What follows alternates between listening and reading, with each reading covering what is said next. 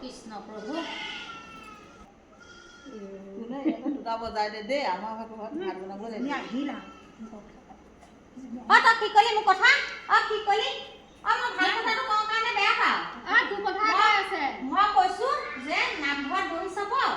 কিন্তু আকৌ যে ঘৰে ঘৰে গৈ পেলাই যে আলোচনাটো কৰ লোকৰ বোৱাৰী বেয়া জীয়াৰী বেয়া শাহু বেয়া সেইখিনি কথা নামঘৰত নাপাতিবি মানে সেই কথাটোহে মই কওঁ মোক সেইকাৰণে বেয়া পাওঁ হয় সেইটো কথা কোৱা নাই কি বুলি কলি মোৰ নাই নাম কোৱা সেই বুলি নাই কোৱা হে কি বুলি কৈছে নহয় তই যে লোকৰ কথা ক'ব নালাগে সেনেকে হে তই দুজনী সুধি চাচোন হে তোৰ কথা কিবা কৈছে নেকি হয়নে হ'ব দে এনেও মই জানো তহঁতৰ কথা